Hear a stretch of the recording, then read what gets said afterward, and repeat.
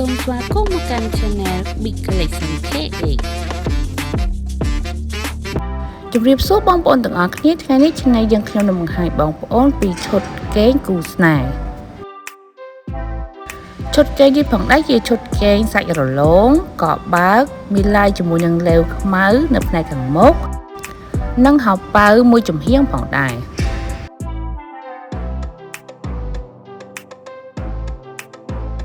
ចំពោះផ្នែកខាងចុងដៃអាវមានឡាយប៉ានសឆ្នូតតូចផងដែរ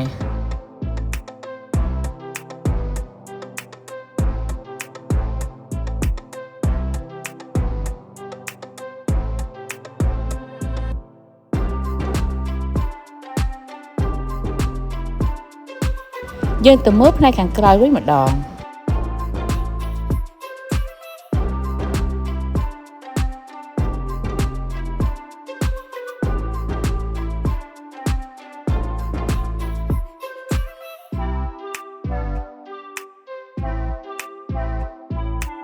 ចំពោះខោជើងវែងនេះផងដែរចង្កេះកៅស៊ូហើយនៅផ្នែកចុងជើងមានឡាយប៉ានសផងដែរពោះឈុតគូនេះគឺម៉ូដដូចគ្នា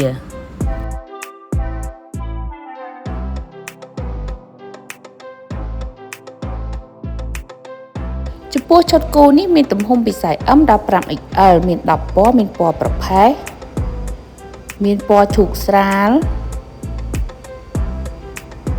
ពណ៌ស្វាយពណ៌សពណ៌សាច់ពណ៌ខៀវចាស់